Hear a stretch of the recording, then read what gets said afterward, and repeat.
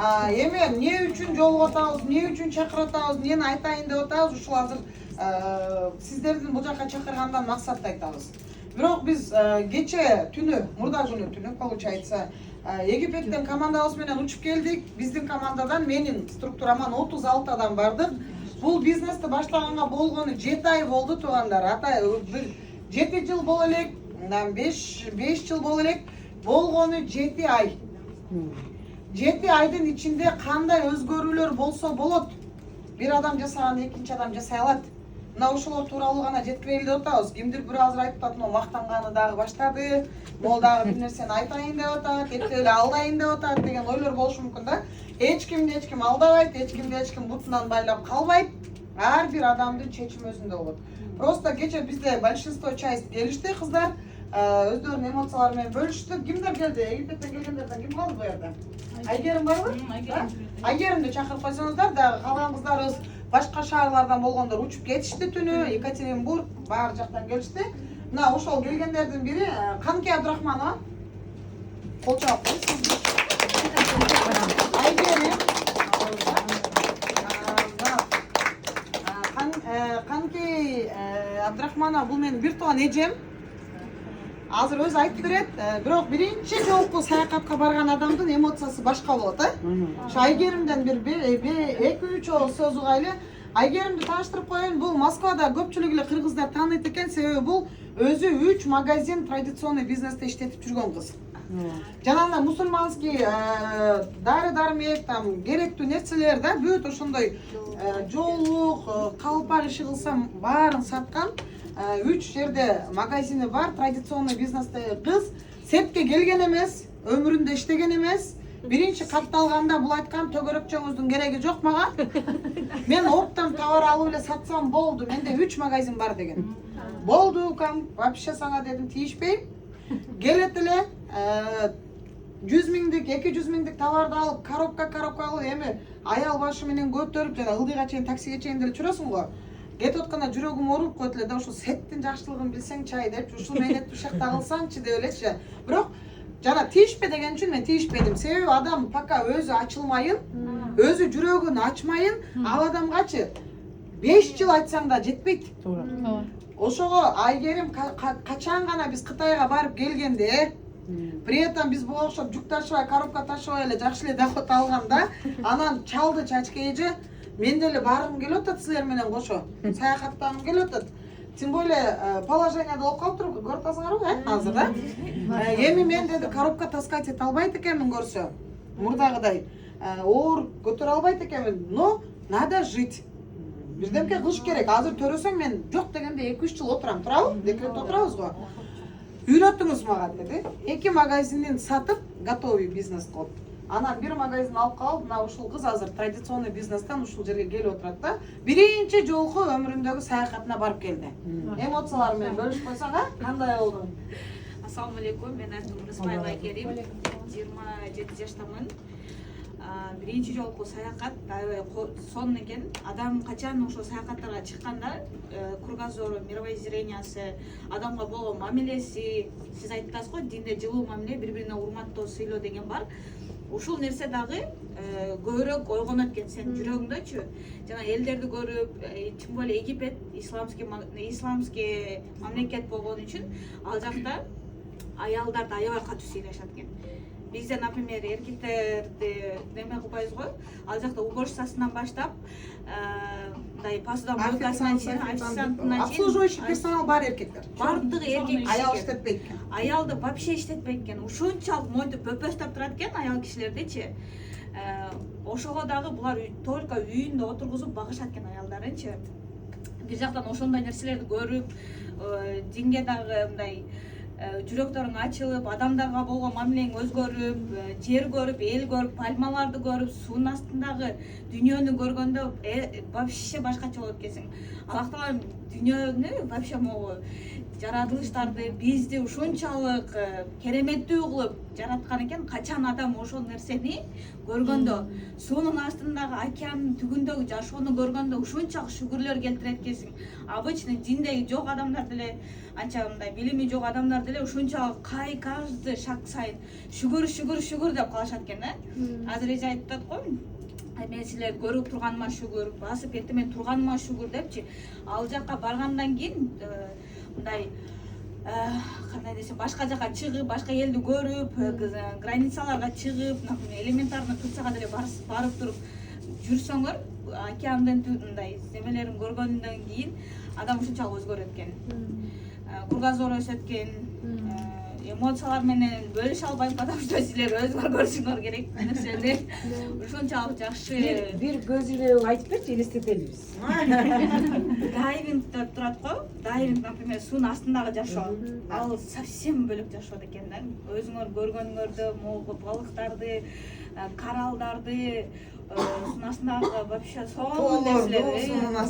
Суунун астындагы жашоо совсем башка экен. Баардыгы тунук, баардыгы таза, баардыгы чистый да. Ушунчалык суусу таза экен. Египеттинчи дүйнө боюнча эң биринчи мындай местада турат экен да. Подводный мир дүйнө жүзү боюнча Египет биринчи орунда турат экен. Подводный мирдин мындай байлыгы боюнча, балыктардын көптүгү, кооздугу боюнча биринчи орунда турат экен. Дагы бир жерге бардык. Аллах Тааланын ушунчалык мээримдүүлүгү, касиеттүүлүгү жакшы экен. Бир жерге бардык, Мальдивский остров деген. Суу эки түскө бөлүнүп турат. Бул нерсени живой көрүшүңөр керек. Бир жагы көкмөк, бир жагы кошулбайт. Бири-бирине кошулбайт, ал суучу. Ушуларды живой көрсөңөрчү, эмоцияңар ушундай башкача болот. Эки суу бири-бирине кошулбайт экен. Бул жагында жап-жашыл, таптаза, туп-тунук суу. Бул жагында көкмөк, ушунчалык көкмөк суу. Ушунчалык туп-тунугун айттым, вообще таза экен.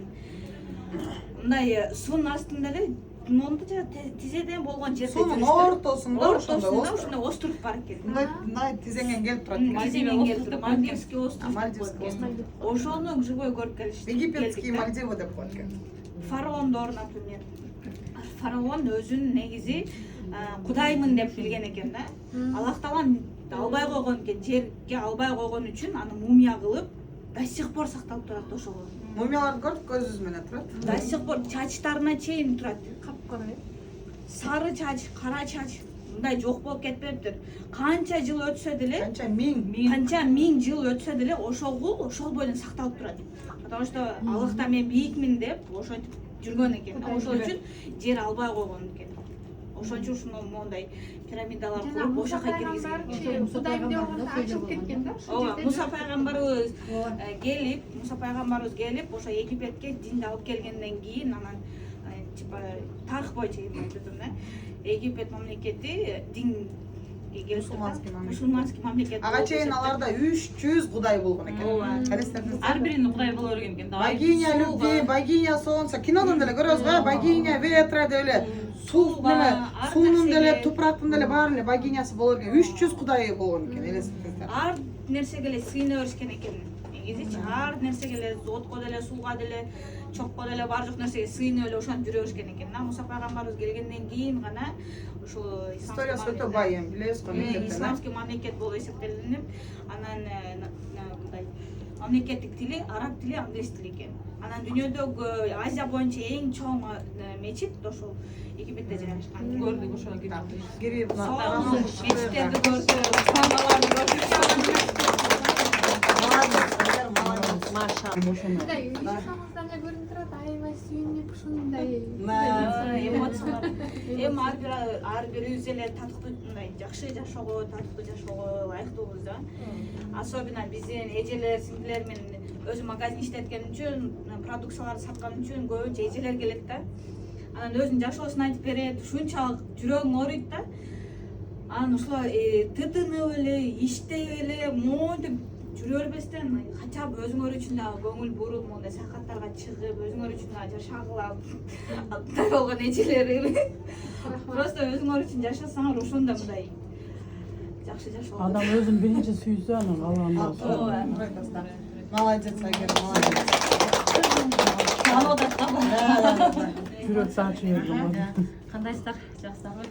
Мен Атыгүл Абдрахманова Ханке Абдрашидовна Чачке таныштыргандай Чачкенин бир тууган эжеси болом. Бул саякатым сеттен 3-чү саякатым. Более уже опытная. Благодаря Чачке да.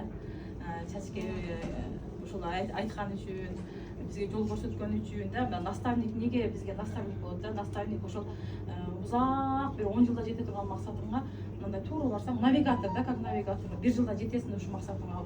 10 жылда иштеп тага турган акчаңды 1 жылдан өзүң иштеп табасың деп бизге айткан ошо навигатор Чачке. Да, азыр ошого дагы бир жолу ыраазычылыгымды айтып коеюн. Ömrüңөн баракат тап, дайыма айтам, ömrüңөн баракат тап. Амин, амин. Бир эле менин жашоомду өзгөртпөй, канча адамдын жашоосун өзгөрттү да.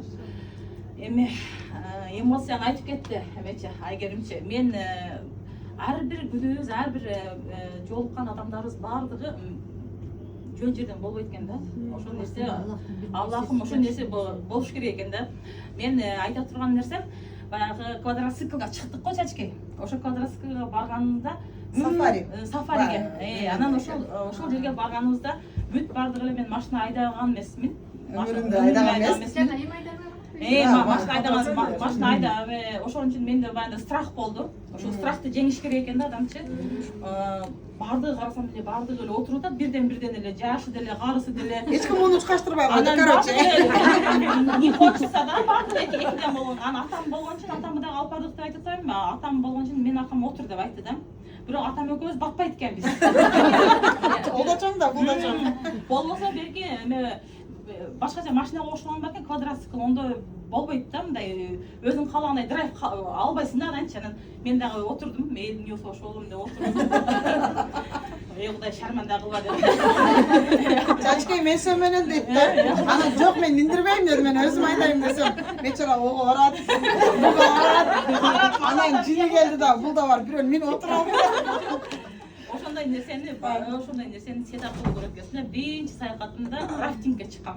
Рафтингге бир эмеге лодкага чыгам. О шакыратмадан эле бир баллонго салып туруп эле айдап берген да.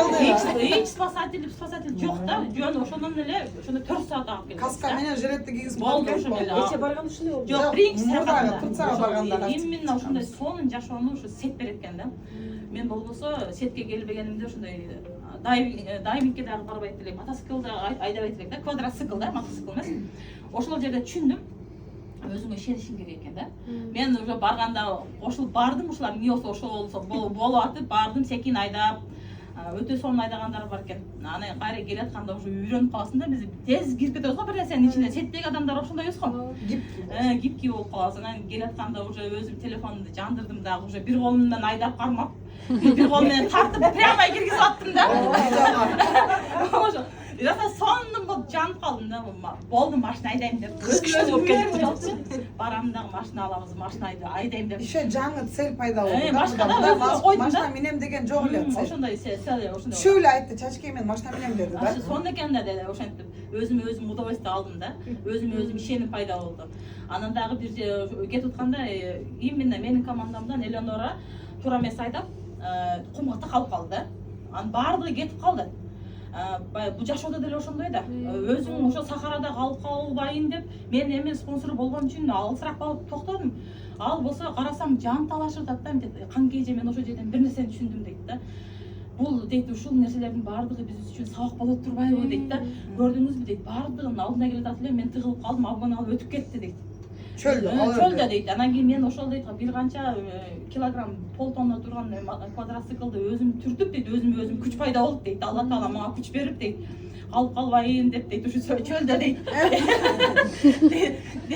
Анан кийин ошол жерден өзүм эме кылдым дейт да, ошол жерде дагы өзүм сабак алдым дейт да. Чындыгында ар бир болуп аткан жашоодогу эме бизге сабак болот экен да. Айтайын деген, эми көргөн жерлер аябай сонун да, керемет жерлерди көрүп келдик. Аланда 7 кереметтин бирөөсү пирамиданы көрүп келдик, өзүбүздүн көзүбүз менен көрүп келдик. 7 кереметтин бирөөсүн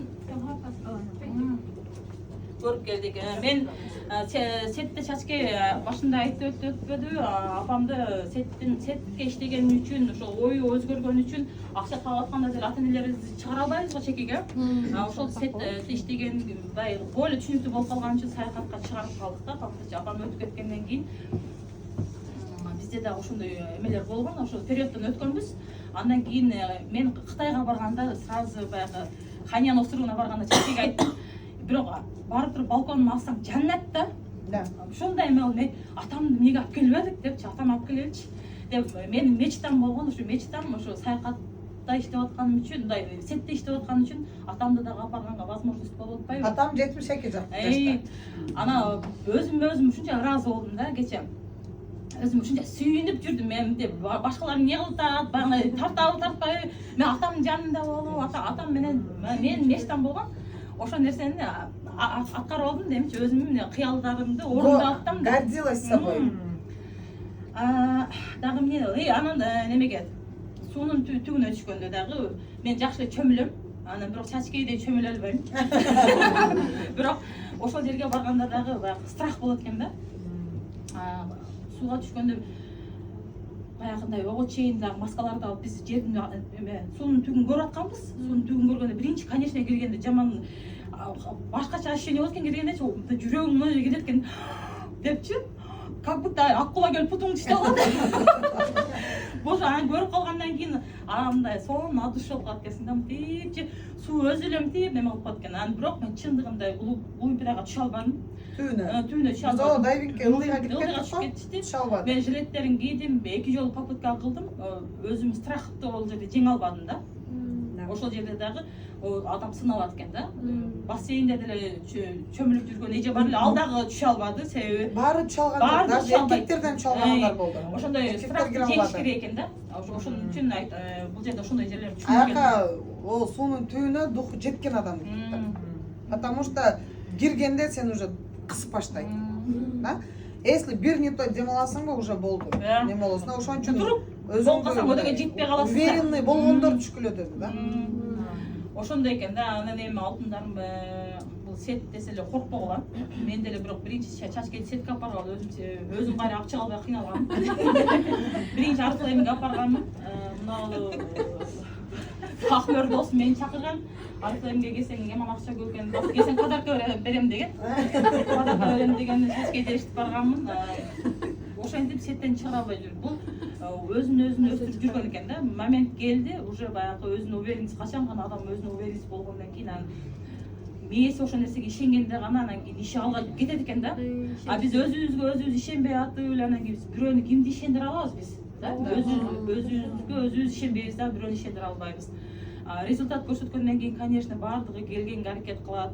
Кээ биркилер келбейт, башка командага барат, назлочу, сен ошондой. Аркылуу адамдарды көрөсүң да, эмичи. Акчаларын айтканда, чындыгында бул жерде акчаларды коркпогула, иштеген акчаңарды эртеси күнү сразу чыгарып аласыңар.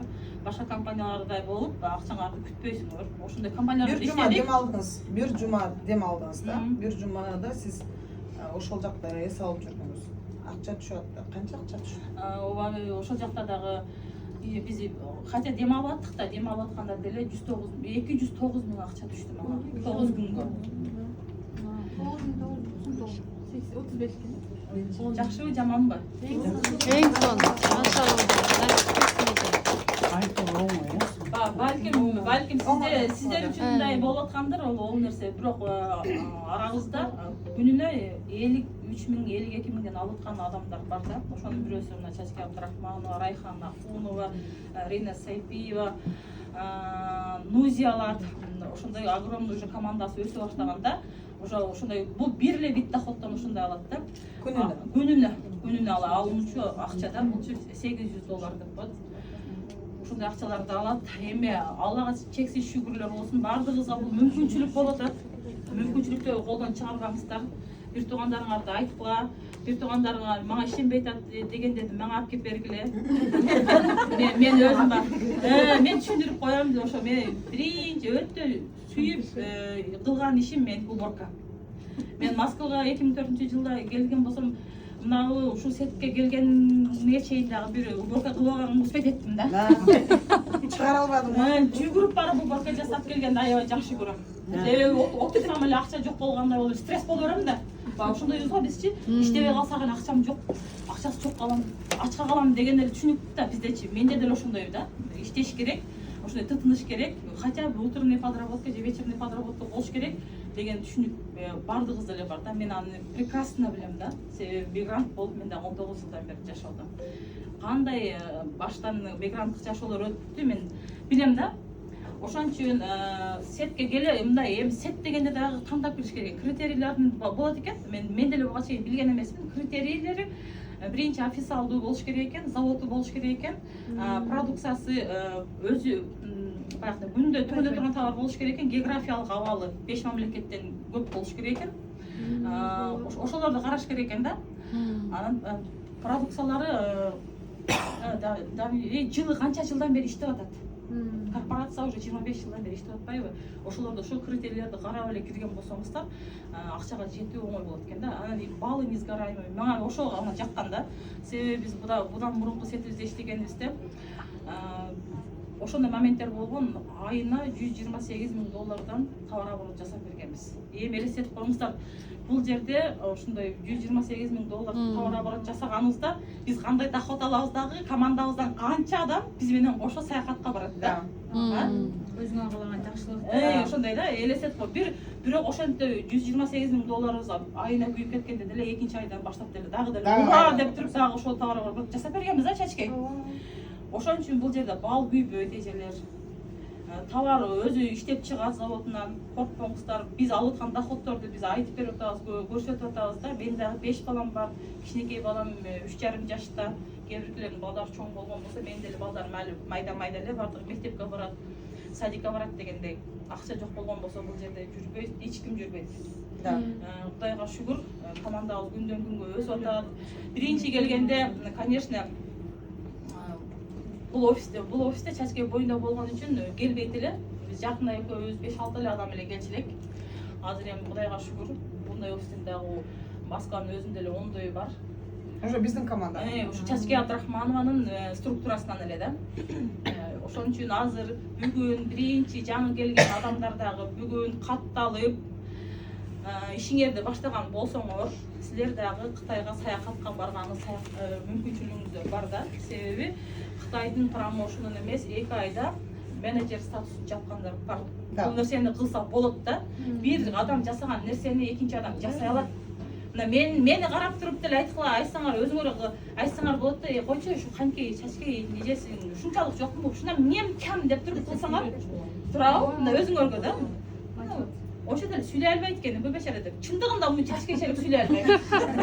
Орусчаны деле жакшы сүйлөй албайт. Жакшы эле сүйлөп койду. Маркетингдин 3 эле бит доходу менен мен өтө сонун эле акчаларды алып атам. Калган битин билбейм. Билем, бирок просто башым орто айтып отурбайбы. 3 эле бит айтам. Убакыттар дейсиз. Ошончо алып просто иштегиле акча алдыра, саякатта кылам. Рахмат.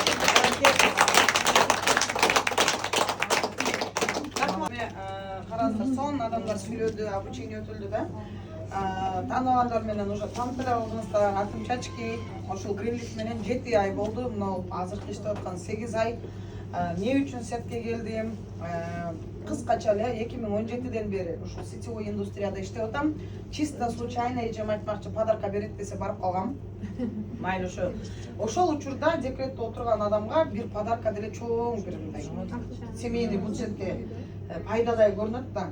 Анан эме хорошо деп барып, бирок кимдир бирөө көрдүңүздөрбү? Подарка алганга эле барат да. Кимдир бирөө ошол жерден бир өзүнө керектүү нерсени алып кайтат. Азыр мен сиздердин баарыңыздарга бирдей эле сүйлөп атамбы? Үнүм тегиз эле жетип атабы? Бирок ар бир адам ар түрдүү принимать этет информацияны да.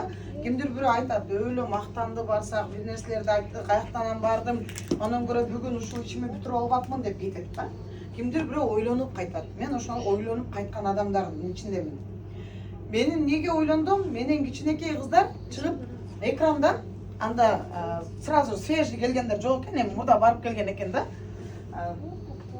Испанияга барып келгенбиз, биз саякаттап, анан мына жакка барып келдик деп видеолорун, сүрөттөрүн көрсөттү. Бурчта балам эмизип отурам, 2 айлык колумда бала бар. Кара ойлонуп отуруп, булар деле Москвада, мен деле Москвадамын. Кантип барышты экен деген ой пайда болду. Эмне иш кылат экен деген. Ошону көрдүңүздөрбү, ушунчалык баягы Москва бизди жаап, оюбузду даже эркин айта албай турган настолько бизди ушундай чүнчүтүп таштайт экен да. себеби араңыздарда азыр канча таланттуу адамдар отурат, кимдир бирөө красный диплому бар, кимдир бирөөнүкү красный аттестат бар, бирок келгенде сен красный дипломуң бар экен деген жок да Москва. Келдик 2004-жылы мен эжемин колунан нелегальный подвалга жашап келгенмин. Нелегально это тоже. Потому что бул дворник болуп иштеген үчүн буга подвал берген, а мен буга нелегально жашайм подвалында. Бекинип кирип чыгып, ошол маалда баары эле ушундай эле жашачубуз го. Эң кыргыздар иштин эң акыркы слоюндагы иштерде иштейт элек. Уборка, подъезд ушундайларда. Кассир дегендерге шилекейибиз куюлат эле. Чындыгында кандай таксиге түшкөндөн жүрөгүбүз түшөт эле. Эми 17-жылга чейин болсо, получается 10 канча жыл мен деле ошондой эле үй иш бойдок маалымда келсем, ошол 2 баланын түрөгөнгө чейин эле ушундай эле жашоо болду да. Бирөөгө бирөө себеп болуп ушул жерге келип калдыңыздар сиздер дагы. Мен дагы ошо бирөө себеп болуп, ушул эжем аркылуу, Аяш эжем аркылуу ошол чөйрөгө барып калдым. Бирок ошол жерден кайтканда эжем экөөбүз тең кайттык. Бирден гель для душа алдыкпы, бирден самун алдыкпы, чыгылса Арифлейм компаниясы да. Сүйүнүп эжем экөөбүз колясканы көтөрүп переходдон өтүп кетип атканда мен эжеме айттым: "Абже, булар өзү эмне иш кылат?" дедим. Хотя мага 3 саат айтты эмне иш кылышты. Байкуштар сызып атат, жазып атат, сүйлөп атат да. 3 саат айтты. Мен бир эч нерсе түшүнгөн жокмун. Неге? Мен оюмда отурдум, эле корпората келип атат, төлөсөм экен, мына карызым каяктан берем деп. Только ошондой ойлогой. Биз мынтип отурганыбыз менен ар бириңиздердин башыңыздарда ар түрдүү ой көчүтсө, да? Балам контракт келип атат, муну келип атат, муну кылыш керек, мынчы керек да, анан дагы өлө албайт да, бирөө сынап коебуз. Кофтасы менен саал шымы жарашпай калды. Ушунча акча табат экен, чачкай жакшына кийинип алса болот да деп коебуз да жерден турабы? Ушу саал ишенбей калдым ушунун миллион алышына деле. Ончо эле эмес го, прическасы деле деп ичибизден ойлонуп отурабыз деп экөөбүз да. Это нормально, потому что мен ошондой болгом. Ошондо отуруп эч нерсе укпадым, кайтып атканда эжеме айтсам, эжем айтты: "Бул бекерчилер" деди. Биз иштейбиз деди. Булар ар чакырганда келип кол чапсак бизге подарка берет, биз алып кетип калабыз деди. Короче, жайлайбыз деди да. Көрдүңүздөрбү?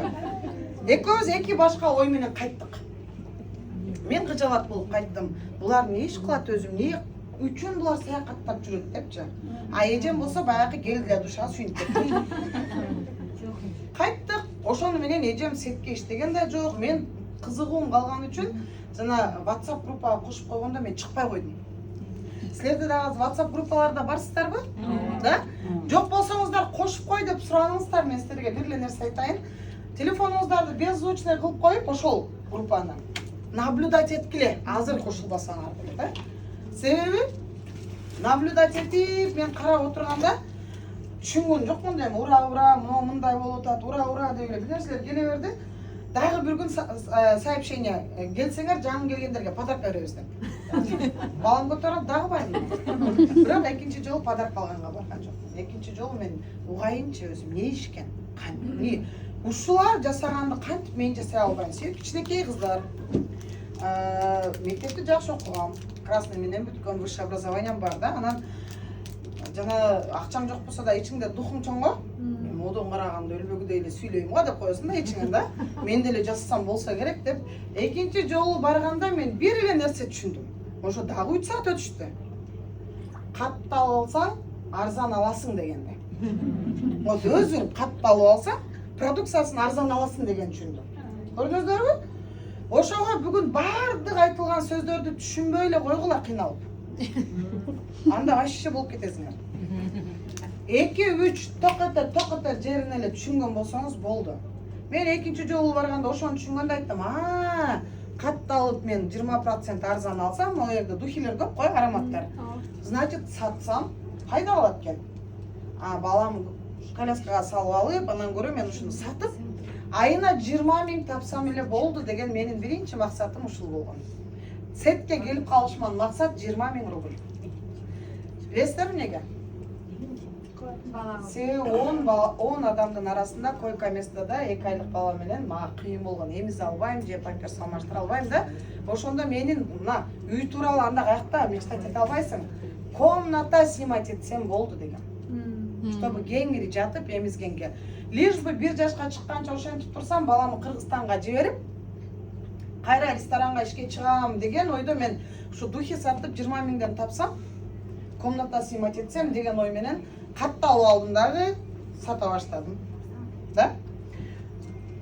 Сабактарына келип катышып коем, бекер. Сетевойдун эң жакшы бир мүмкүнчүлүгү бекер обучение берет.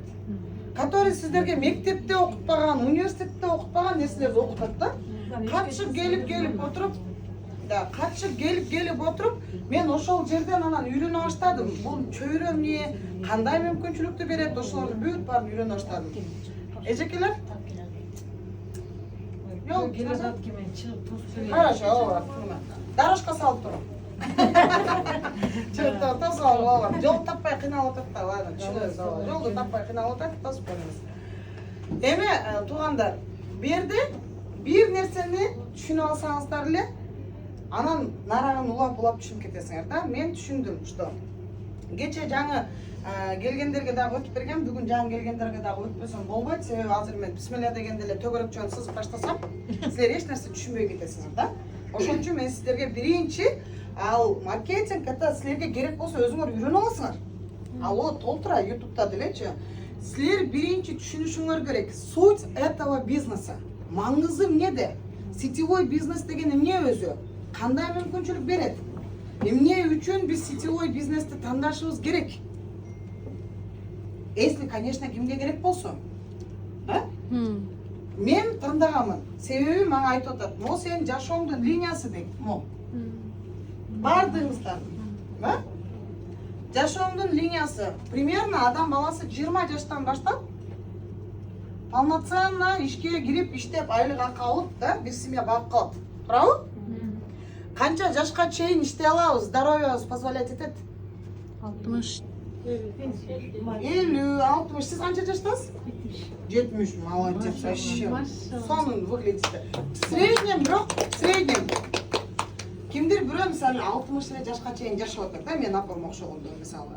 Ошон үчүн 60 жашка чейин если биз средний иштей турган болсок, биз жашообуздун 40 жыл убактысын ишке өткөрөт экенбиз, туурабы? 40 жыл бул это целая жизнь, туугандар. Целая жизнь. Бир нерсе эсиңиздерде болсун, билебиз, бирок муну моюнга албайбыз, биздин жашообуз кайра кайтып келбейт. Даже мо биз экөөбүз тиктешип турган секунда кайтып келбейт, всё, кетти, да? Но биз өзүбүздүн жашообузга өзүбүз ушунчалык кайдыгер мамиле жасайт экенбиз, ушу кайрадан ушунун баарын бүтүрүп алгандан кийин анан өзүм үчүн жашайм дейт экенбиз да. Где гарантия, что сен кийин өзүң үчүн жашаганга убакыт болот? Мына 40 жылдын ичинде эми биз ушул бир жолу бизге Кудайым берген өмүрдү эмнеге кетирип атабыз да? Баарыбызга эле берди өмүрдү. Бирок айтып атат. Нарагын өзүң бай жашайсыңбы, кембагал жашайсыңбы? Бул сенин тандооң деп атат да. Ушул мына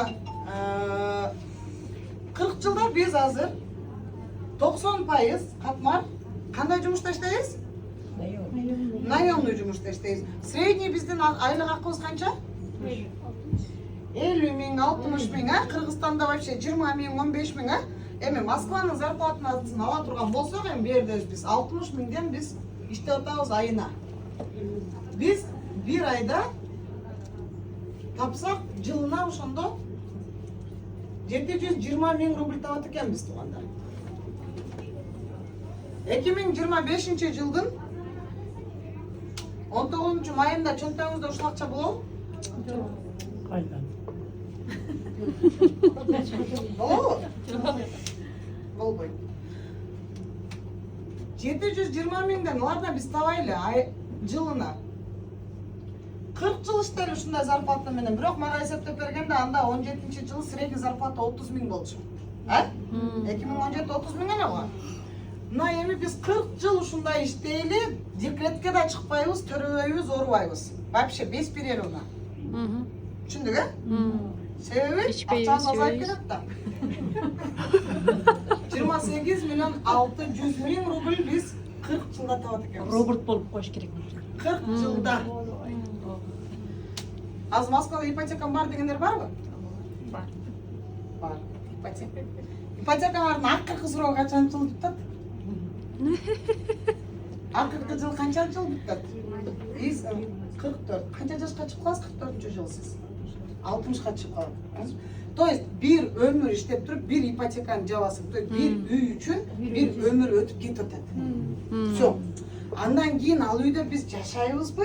Жашабайбызбы? Ладно, жашаган болсок дагы биз азыркындай энергичный болбойбуз да. 60 жашыңда сен трамплинден секире албай каласың уже. Мореге. Түшүндүңүздөрбү? 60 жашка чейин эми мындай здоровье берсе иштейбиз. Көрдүңүздөрбү, мына өзүңүздөрдүн ипотекасы барлар акыркы эле сурооңарды карап койгула, силер канча жашка чыгасыңар.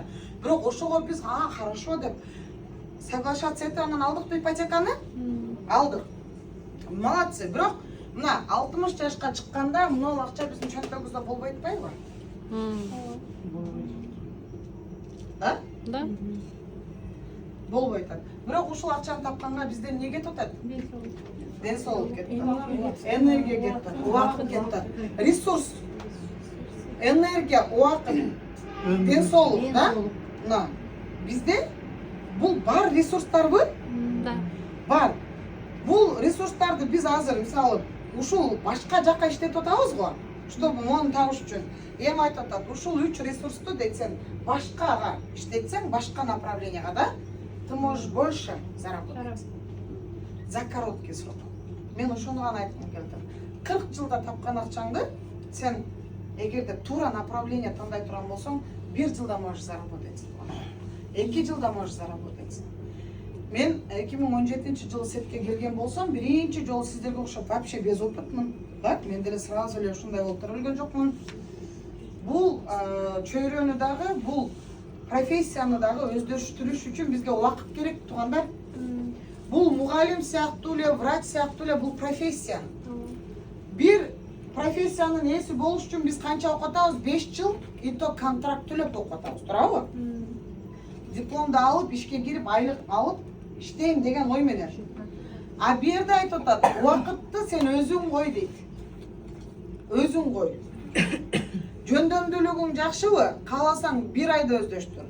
Кааласаң 1 жылда өздөштүр. Кааласаң 5 жылда өздөштүр. Сенин өзүңүн аракетиңе жараша деп атат. Только диплом алгандан кийин гана ишке кирип акча таппай, сен баштаган күндөн баштап акча таап баштасаң болот деп атат. Неважно дейт. Понимаете? Конечно, 2017-жылы мен мындай чоң доход алган жокмун, бирок мен өзүмдү даярдадым. Мен түшүндүм, что 40 жыл бирөөнүн колуна барып иштеп, но в итоге ни с чем калгандан көрө, лучше мен өзүмө бир убакыт берейин. Ошондо дагы менде эмне болду? Мен оюм бөлүнүп кетти атчылар. Ошондо дагы менде эмне болду? Страх болду, коркуу. Жасай аламбы, албаймбы? Колуман келеби, келбейби? Ар бириң өзүңө сурап кой дегенде мен айттым да, 5 жылда үйрөнсөм деле жаман эмес го деп. Көрдүңүздөрбү? Кудайымдын мындай кудуреттүүлүгүндө ар бир өзүбүздүн оозубуздан чыккан сөзүбүзгө омин дейт да, периштелер. Но Кудайга биз даже запросту, туура бербейт экенбиз да. Ар бир нерсе биздин өзүбүздүн оюбуздан, биздин установкабыздан болот. Сиздин ийгилигиңиздин 80% бул сиздин мээңизден зависит, күчүңүздөн эмес. Даже биз ошо установканы туура койбогонубуз үчүн, но азыркы биздин состояниябыз ошого жараша. Элементарно, давайте пример. Сиз Кыргызстандан чыга элек жатып уже Кудайга запрос бердиңиз. Эптеп септеп Москвага жетип алсам деген. Да? Да. Эптеп септеп келдиңерби? Кара суала кылып атып билет алып, да. Анан Кыргызстанда отуруп туруп Кудайга заказ бердиңиз. Эптеп эле бир 60 миңдик уборкадан иштеп алсам болду эле деп. Да? Же дебедиңерби? Өзүңөрдү алдап койдуңар анан. Уборка тынч да, эч ким кубайт деп. А ошондо эмнеге сиз жакшына эле Москвага жетип алсам дебедиңиз? Барып 200 миңдик айлыгы бар ишке кирсем дебедиңиз. Эмне үчүн? Потому что сиз установканы өзүңүз койдуңуз. Финансовый термостат сиздики 60 миңге гана болду. Сиз өзүңүз өлчөп койдуңуз. Себеби мээңизге андан 60 миңден жогорку сумма акча баткан жок. мээңизге сизге канча акча батса сиз ошол акчаны гана таба аласыз. Миллион алам десең азыр барлар дейт, ишенбейм дейт, это нормально. А потому что миллион сиздин мээңизге пока кире элек. Сиз аны үчүн өзүңүздү даярдашыңыз керек. Ошол миллионго ылайыктуу адам болгондо анан кийин миллион келет. Сразу эле мынтип отурганда миллион келбейт. Азыр 50 миң айлык алып жүргөн адамга алып барып туруп да 5 миллионду берип койгон мандраж болуп калат ал. Мээси токтоп калат. Честно. Сен ал ага көнгөн эмес. А сен айына уже чоң доход алып жүргөн адам, это уже нормально. Нормальное явление. Айына миллион это спокойно, нормально эле деп принимать этип каласың. Бирок ага чейин өзүңдү подготавливать этишиң керек. Даярдашың керек. Мына ошондо кантип даярдайм деген суроо келет. Сабактардан даярдайсыңар. Айлана чөйрөдөн даярдайсыңар. Сиздин ийгилигиңиздин 50% еще сиздин жаныңыздагы окружениядан, сиздин айлана чөйрөңүздөн зависит. Согласитесь, алкаш менен жүрсөң алкаш болсуң, ууру менен жүрсөң ууру болсуң. Сен эч нерсе колуңан келбей атса дагы 2 миллионердин аркасынан жетелеп жүрө бергин эрчи алып. Акырынчы бир болосуң, бир жылда болбосо да 5 жылда болосуң. Үйрөнөсүң ошону. Бирден алып атып. Бирок биз ошону үйрөн, кел, үйрөтөйүн, бекер десең, эмне деп атабыз? Ишенбейм. Убактым жок дейбиз. Чорныйга салып коет. Иште албайм дейбиз. Туурабы? Караңыздар. 300 миң айлыгы бар, бир иш бар экен. Бирок сознанием английского языка десем не дейсиңер? Хангисин? Баарыңар английский курска барасыңар. Мен бечара болуп адам чакыра албайм дейт бир эже келип алып. Карадым айтып.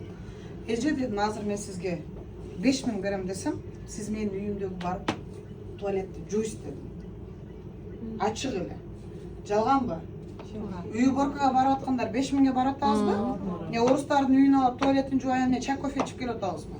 Жууп эле кийиминен бери үтүктөп келип атабыз. Бирок ошону барып кылгандан биз гордость позволяет, нормально. Но ушул адамдарга келип ушул нерсени айтып бер дегенге биздин гордостьбыз не позволяет экен. Бечара болуп калат экенбиз мында. Понимаете? Акча үчүн биз бардык нерсеге даяр болуп атабыз го. А бу жерде сени бирөөнү алда деген жок, урулук кыл деген жок. Болгону элдерге деп атат. Информация бер деп атат. Информация сат деп атат. Продукция сат деген жок. Туура жеткирип маалымат берди. Түшүнүңүздөрбү? Сетевиктердин иши бул просто информационный бизнес деп коет. Бул информация бериш гана.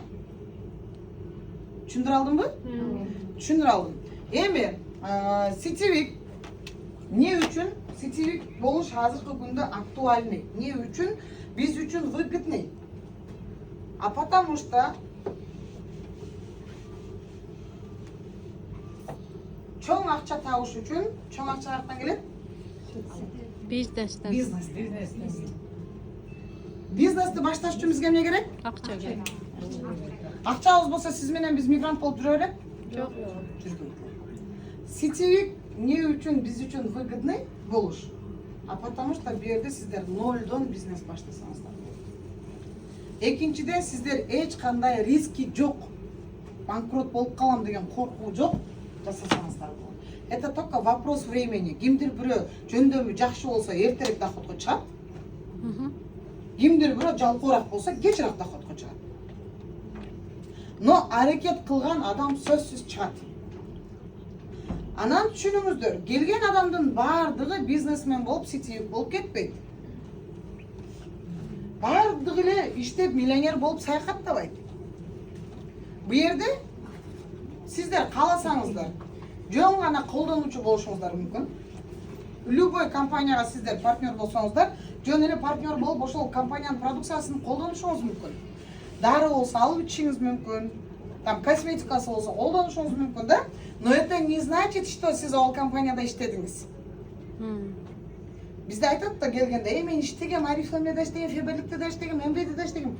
А хорошо, кандай результат жараттыңыз эле? Каяка бардыңыз? Канча доход алдыңыз десем, Жок, өзүм эле алып жүргөм дейт да. Но это то же самое, ашанга мен күндө кирип продукт алам да, ашанда иштедим деп айткандай эле сөз да. Андай эмес да. Сизге просто ошол компаниянын продукциясы жакты, сиз колдонуучу катары алдыңыз. Катталганыңыз бул сизге скидочный карта. Магнитный скидочный картасы барбы? Ашандыкычы? Ашан менен магнитте иштейсиңер ошондо? Иштебейсиңер, да?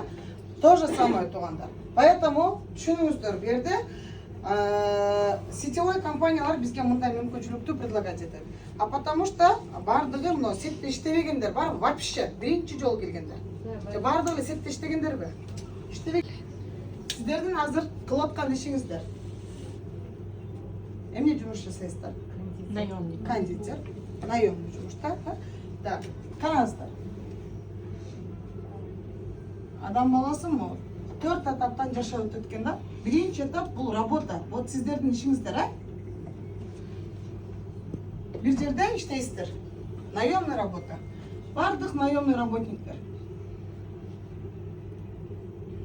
Мектептеги мугалим дагы, врач дагы бүт баары ушул категорияга кирет. Ким жалданма жумушта иштесе, бардык ушул категорияда. Эми караңыздар.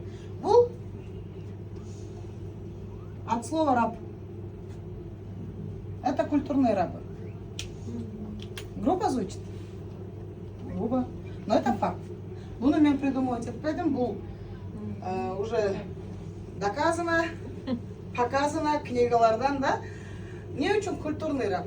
Дайте эми анализдейбиз. Мен да өлө жиним келген. Өзүнчө кыйынсып культурный раб деп отур деп. Но пока адам ошол өзүнүн катачылыгын да моюнга алмай сайын, да, действительно так деп ошону принимать этмей сайын бизде өсүү болбойт экен.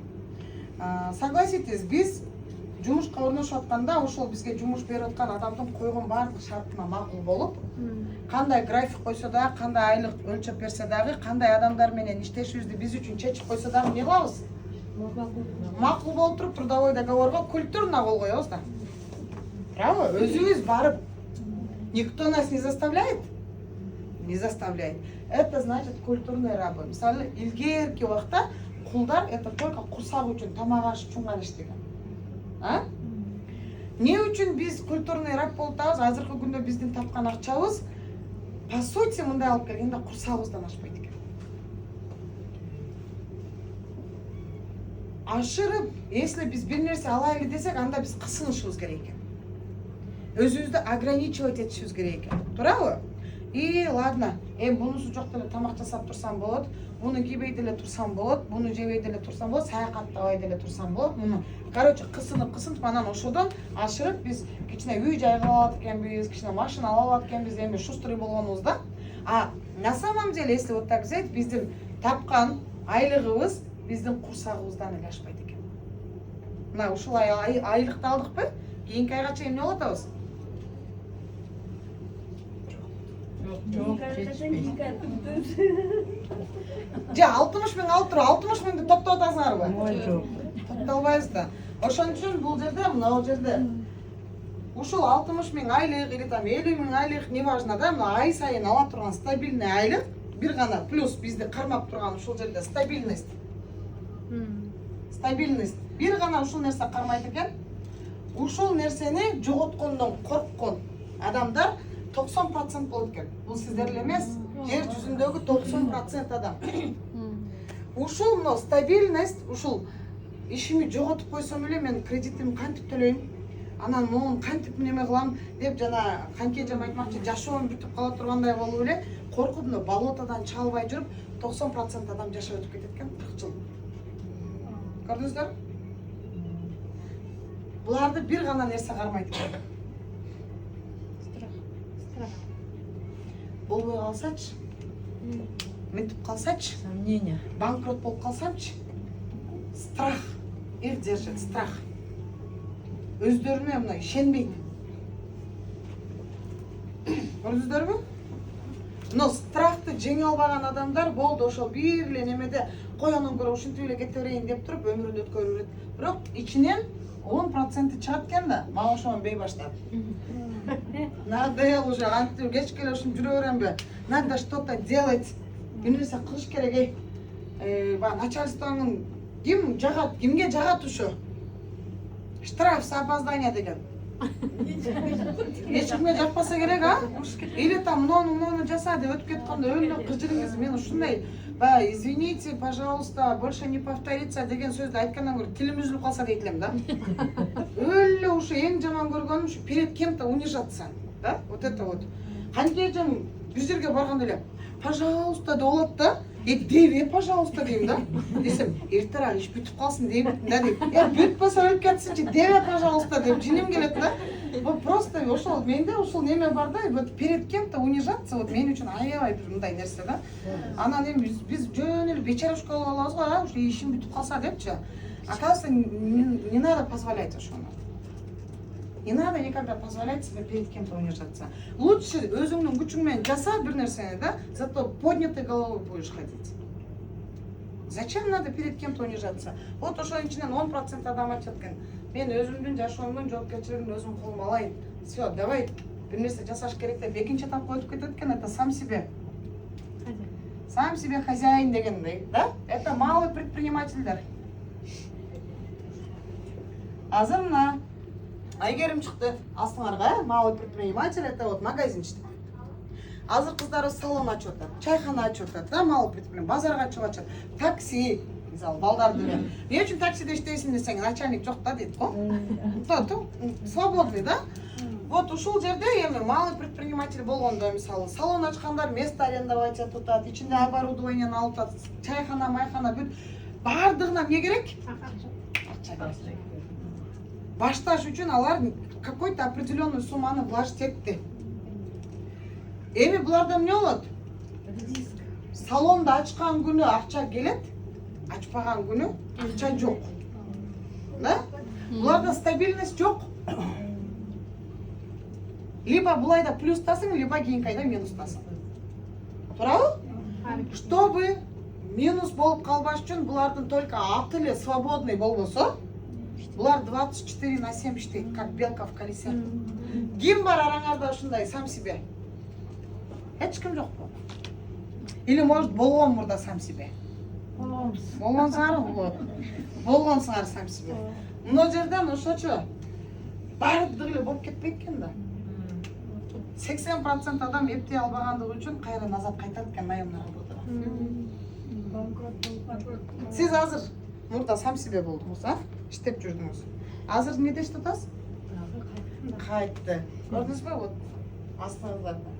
Бул бир эле болуш эмес, 80% кайтты. Ушулардын ичинен эми кимдер расширять этип кетет. Аракети күчтүүлөр, менеттен коркпогондор, да? Рискке баргандар бир сетти салонду, сет салон кылып көбөйткөндөр 20 гана процент. Булар үчүнчү этапка түшөт. Это крупный бизнес. Бизнес берде миллионный оборот болот. Миллионный доход болот, киреше. Түшүндүңүздөрбү? Миллионный киреше табыш үчүн берге эмне болуш керек? Миллионные деньги нужны. Бирок биз бир эле бизнестин түрүн билебиз да? Да, көрсө бизнес 3-кө бөлүнөт экен. Традиционный, франшиза и MLM. Биз мына гана түрүн билгенбиз. Көпчүлүгүбүз. Мен деле традиционный. Традиционный бизнести башташ үчүн биринчи бизге конкретный бизнес-идея, бизнес-план керек. Бизнес-план. Идея бизнеса. Экинчи бизге өтө чоң суммадагы акча керек, потому что миллион доход алыш үчүн биз аерге несколько миллион киргизишибиз керек. Туурабы? Эми сиз ушул бизнести ачтыңыз, да? Ошол шаарда или ошол региондо сиз единственный болуп кала албайсыз традиционныйда. Потому что, мисалы, сиз чоң торговый центр салсаңыз, сиздей дагы бир акчасы бар адам жаныңызга дагы бир торговый центр салып коюшу. Всегда традиционный бизнесте эмне бар? Конкуренция болот.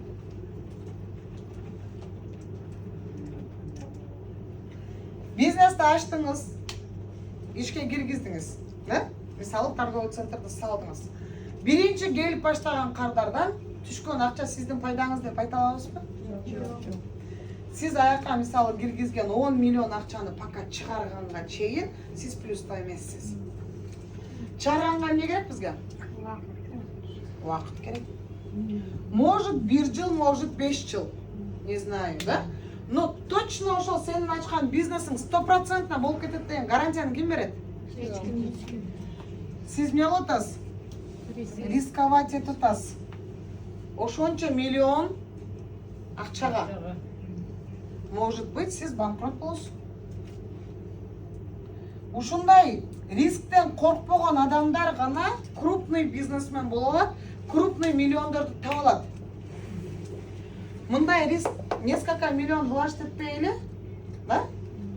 Биздин 90%-үбүз даже малый предприниматель боло албайт атпайбызбы? Туурабы? Кой, болбой калсачы. Жөн эле Кудайды өзүң барып эле уборканы кылып келе берсең, эрлерибиз да кошумчалап алат го, да? Эсе ошону айтсаң да болобуз, а биз да өзүбүздү эле умный сезип алабыз да. Да? Ошо да туура эле ондан кара халан ачты эле ана. Ошону билгем да мен ошон үчүн ачпай койгонмун дейбиз го, баягы печера мына 80%, да? Но они хотя бы рискнули. Они хотя бы что-то делали, в отличие от вас. Түшүнүңүздөрбү?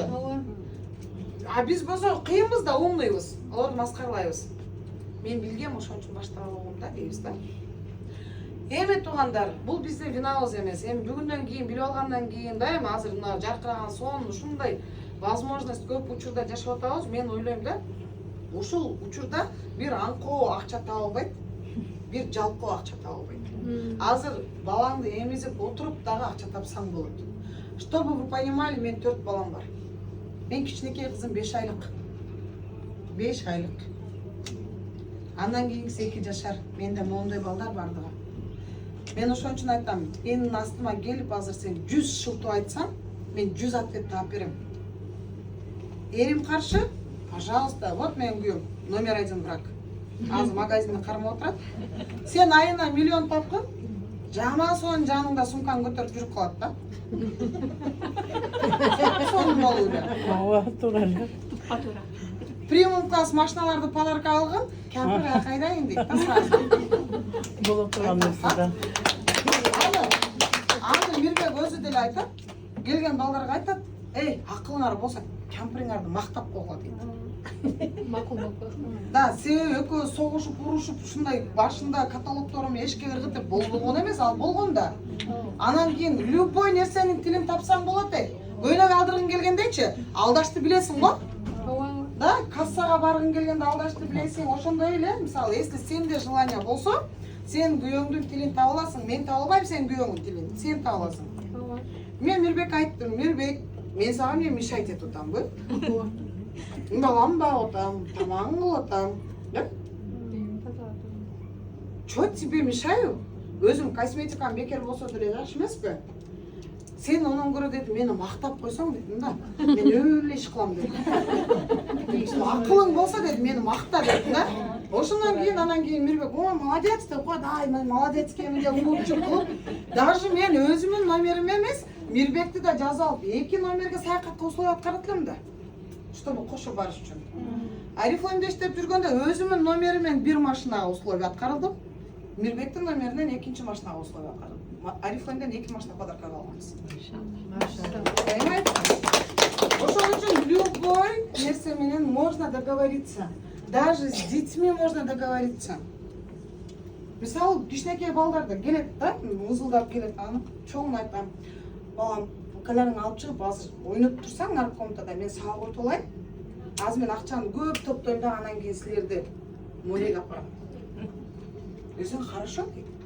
Кече мен дайвингдеги сүрөттөрүмдү коюп койсом, апа, сиз айткан жер ушул жерби, кийинкисине биз барабызбы? Кийинкисине силер барасыңар.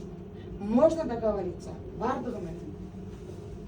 Анан эле калп эле жана бир нерсеге арпа талкан шылтоо болуп элечи. Өзүбүз эле ушу тукумдан кыр издей беребиз да, ошон эле выход тапсак болот туугандар.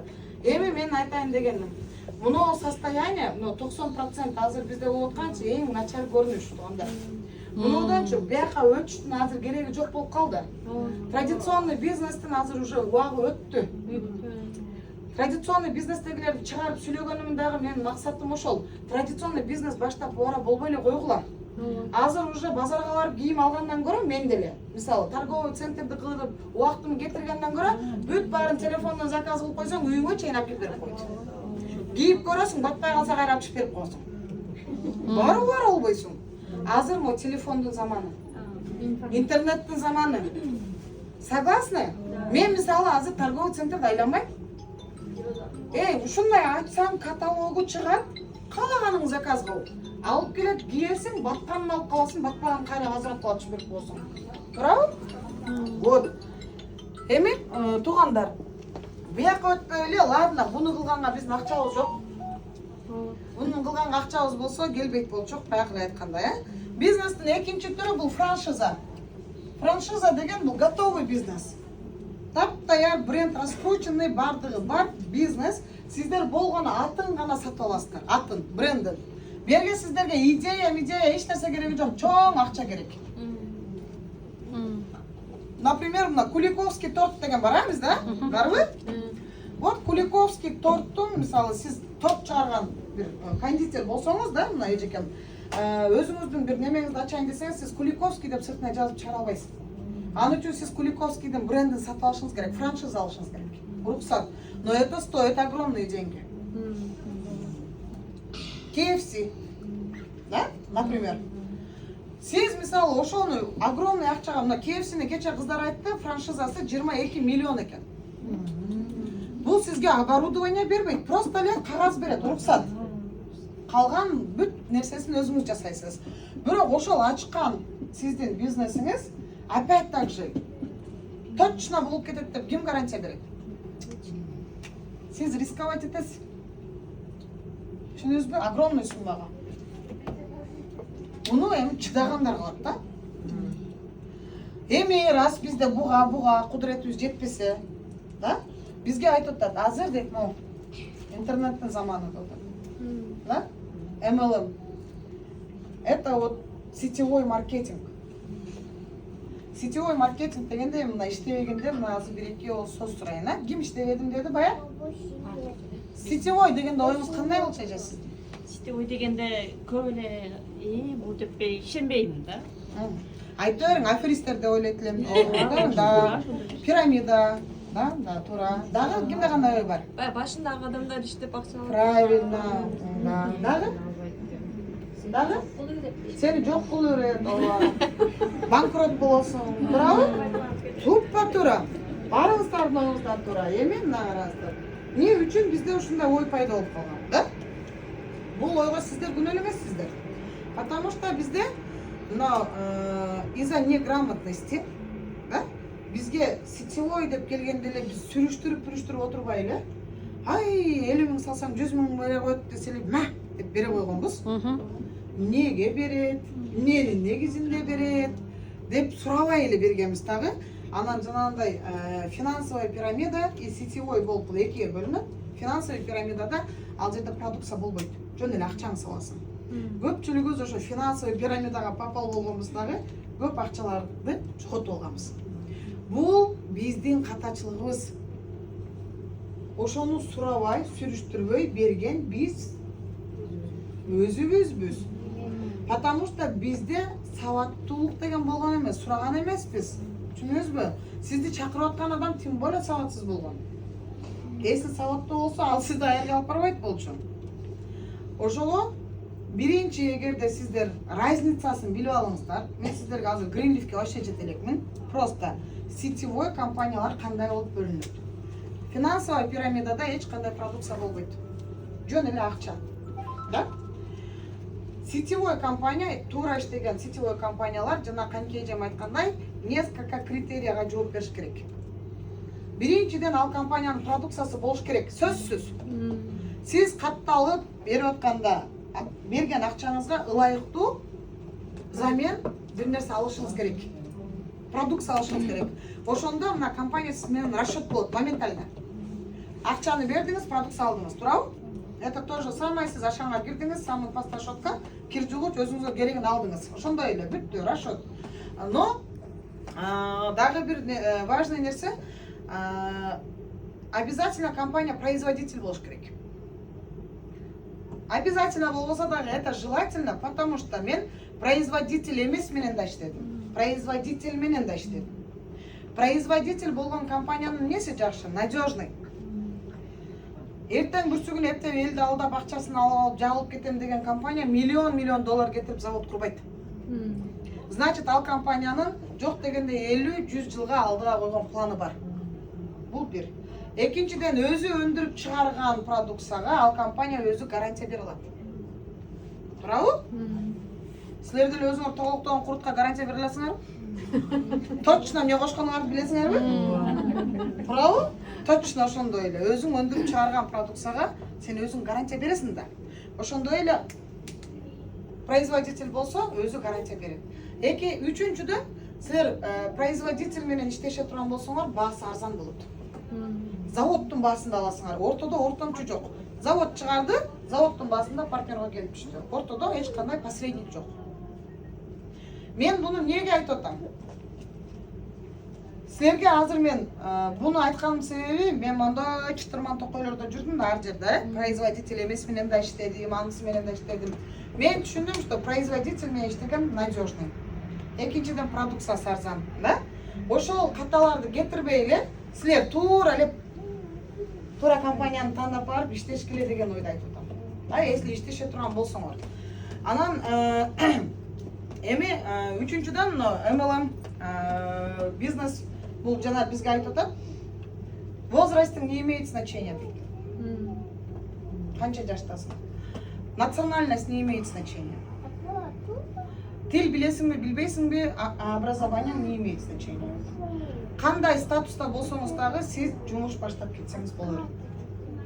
Бу жерде бизге бизнес идеянын вообще кереги жок. Себеби любой бизге сунуштап аткан компания, сетевая компаниялар да, булар готовый бизнес планы менен келет бизге. Да, готовый келет бизге бизнес планы менен айтат. Мына мен деп заводду куруп койдум, продукцияны чыгарып койдум, маркетингди иштеп чыктым. Кел мен менен шериктеш бол, бизнес партнер бол деп бизнес партнерго чакырат. Биз бул жерде эмне жумуш аткарабыз? Бир гана жумуш аткарабыз. Ошол компаниянын өндүрүлгөн продукциясын продвигать этип беребиз. Реклама кылабыз. Түшүнүңүздөрбү? Реклама, обычный реклама.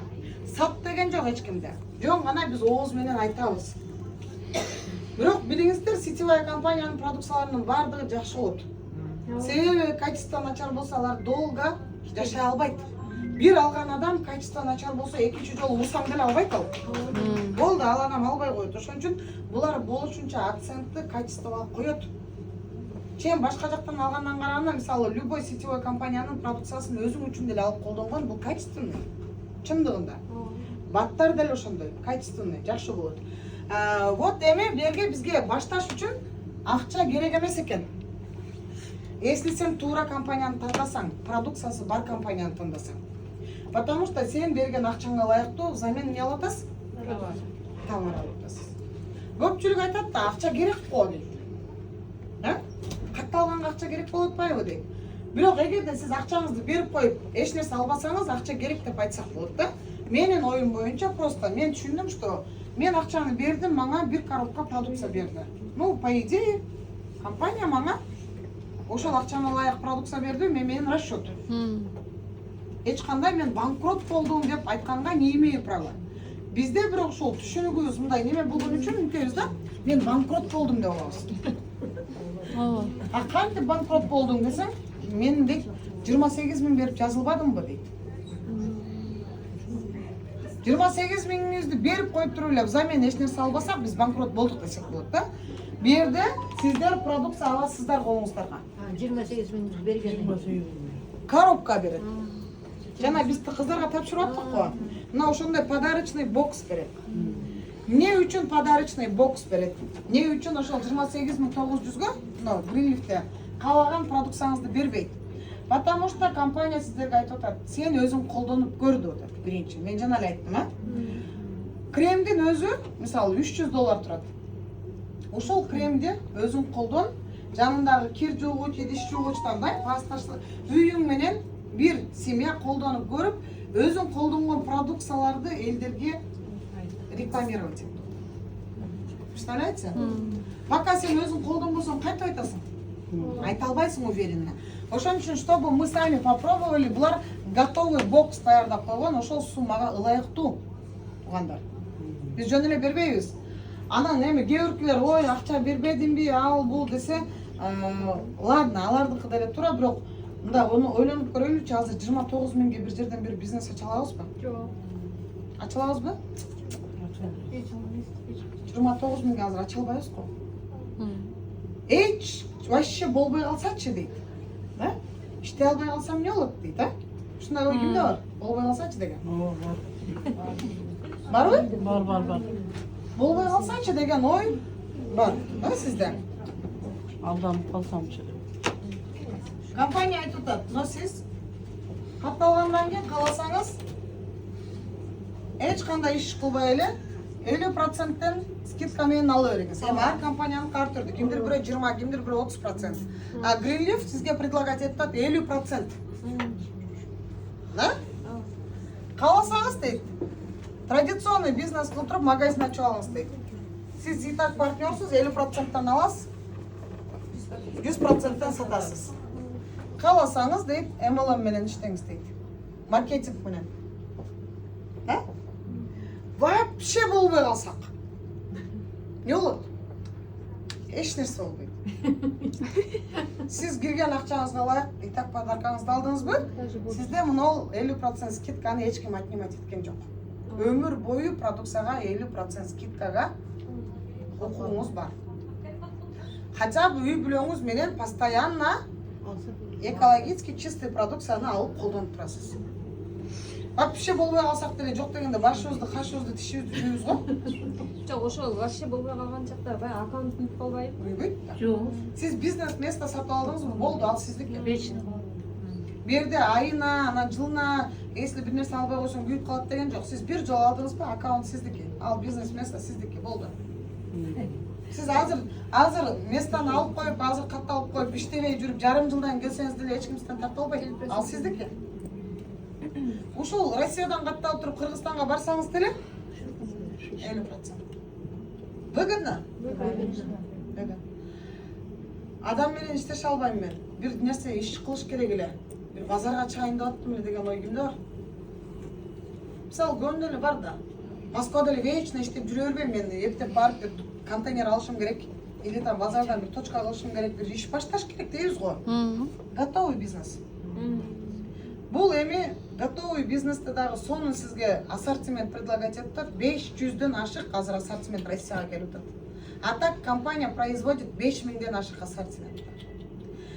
Сиз бул менен традиционный бизнес баштай турган болсоңуз, эң күйбөй турган бир бизнес болот. Себеби продукциясы күнүмдүк турмушта колдонула турган. Да. Любой бизнести баштаарда биз эмне кылабыз? Кийимге чыгайынбы, обувка чыгайынбы, продукта ачайынбы ойлонобуз, Ошондо бизге эмне деп неме беришет? Совет беришет? Остатка калбай турган, сезон тандабай турган дейт, Бу жерде продукция экиге бөлүнөт. Естественный спростогу продукциялар, искусственный спростогу продукциялар болуп экиге бөлүнөт. Естественный спростогу продукция бул сиз күнүмдүк турмушта колдонула турган. Без этих продуктов люди не могут существовать. Калайбызбы керек. Декретте отурган аял дагы башын жуйт. Да? Всё. И бул продукциянын жакшы бир касиети бар, тез түгөнөт.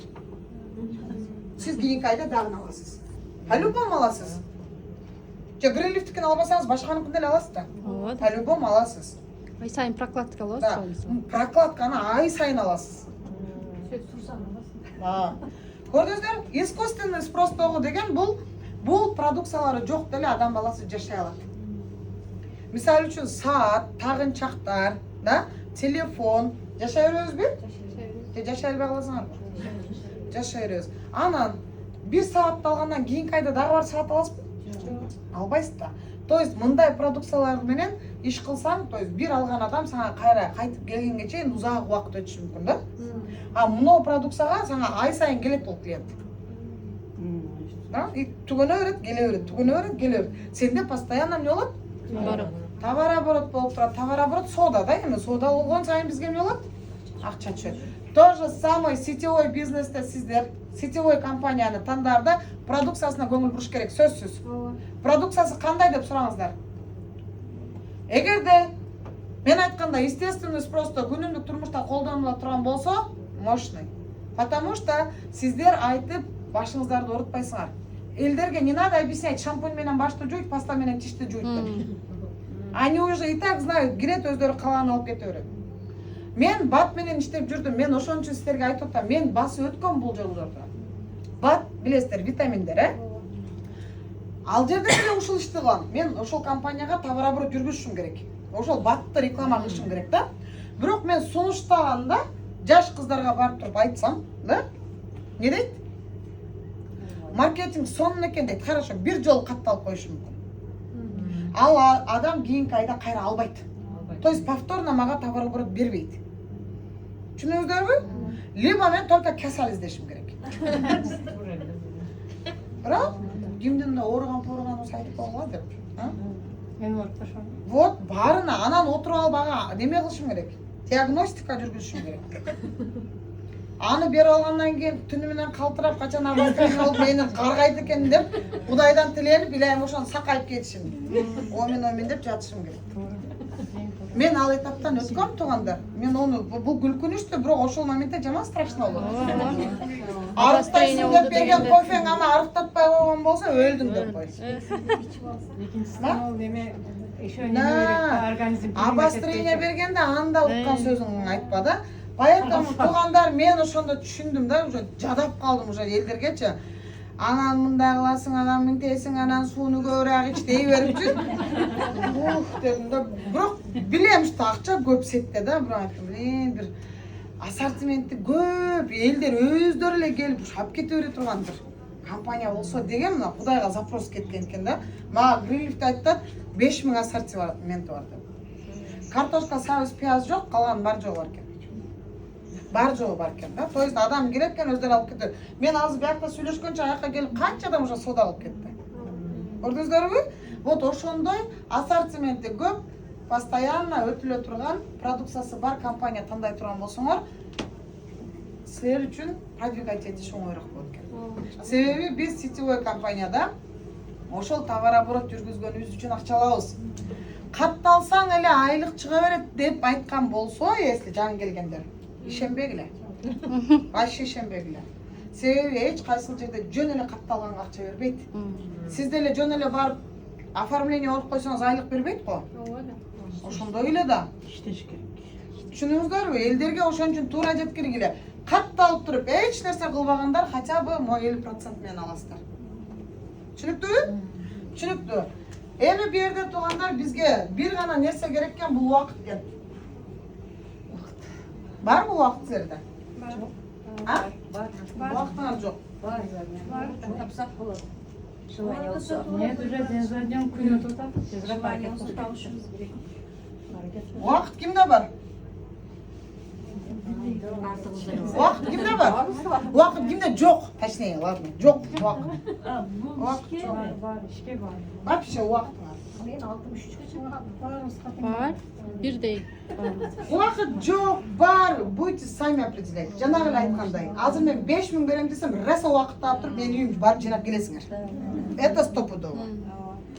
Акча берем десечи убакытты табасыңар. Анан кийин бу жерде сага миллион төлөйт деп аткан болсо убактым жок десе, онда эмне ажап болуп тур эле деш керек да. Башка сөз жок да. Только эле ошол. Онда бар, пожалуйста, 40 жыл иштей бер эле деш керек. Эмне деш керек анан кийин башка, туурабы? Ба чубак ажыда вечера романтик раса урушуп берет эле го. Ошо дагы акыры ушу жеткире албай калганда урушуп берет экен эле да. Көрсөчү ошой 3 бурчтук суроолорду бергенде мен тоңуп туруп калам да. Депчи. Айланайымдар, биз бу жерде бизге компания бекер иштеп бер деген жок. Мен жанаган бери сказка айтып аткан жокмун. Мен айтып атам, айына 100 000 тапсаң болот деп атам, айына 200 000 тапсаң болот деп атам. Силерге окшогон мына сүйлөй албаган каныкей деле таап атат 200 000 деп астыңарга чыгарып койдум. Майли, мен айтпайын өзүмүкүн деп атам. Менин аркаман келген кыздардын азыр Рена Сайпиева жанагы вопрос. Үстүдөгүлөр иштей берет, астыдагылар кала берет деген ким айтты? Вот. Жакшы айттыңыз. Ушундай түшүнүк бар бизде мына. Мен келдим. Да? Менин командама 2 айдан кийин Рена Сайпиева деген кыз келди. Бизде система бинар, 2 кол менен иштейбиз. 2 команда ар биринде. Ренада дагы 2 команда. Мына. Рена келди, түшүндү, 4 баласы менен, 3 айлык кызы менен келди, кышында. Подработка издеп жүрөм дегенде мен аны сетке эмес, мен просто продукция сатсаң дагы 30 000 табасың, бир жерди барып жууа деп чакыргам. Түшүндүңүздөрбү? Мына Рена келип туруп түшүнгөндөн кийин 2 командасын тең алып кетти. Мына. Мен мына экинчи командам мындай кыска болуп калды, жетпей калды Ренаныкына. Рена биринчи чоң статусту мартта жапты, менен мурда. Мен апрелде жаптым. Рена биринчи мага караганда күнүнө 50 000 Рена зарабатывать этип баштады. Азыркы күндө дагы Ренанын менен караганда доходу чоң. Бир эле түрдүү доходдон ал күнүнө 52 000 алат. Эми эсептегиле 30 күнгө көбөйткүлө 52 000. 1,5 миллиондон ашык акчаны Рена күнүнө бир түрдүү гана доходдон алат. Келгенине мына эми азыр 6 айга эми кетип атат. Если ал мындай акча таппаган болсо туугандар, чачке ушул жерге чакырып койгонуңа рахмат деп мага iPhone 15 Pro Max үйүмө подарка кылып жөнөтпөйт болчу. Билесиңер канча турат? 150 000 турат. 150 000ге одним разом силер мынтип подарка бере аласыңарбы бирөөгө? Таппаганыңарда бере албайсыңар. Түшүндүңүздөрбү? Рена азыр менден көп зарабатывает. Если үстүдөгү адам зарабатывать эткенде мен мындан караганда көп табышым керек беле? Пожалуйста. Неге? Шундай? Чачке мен бир свидетельство. Мына кыз больницага жатып калды да. Мына баарыңар уккула. Менде ушундай силерге окшогон онкология. Мага сага жазыла электе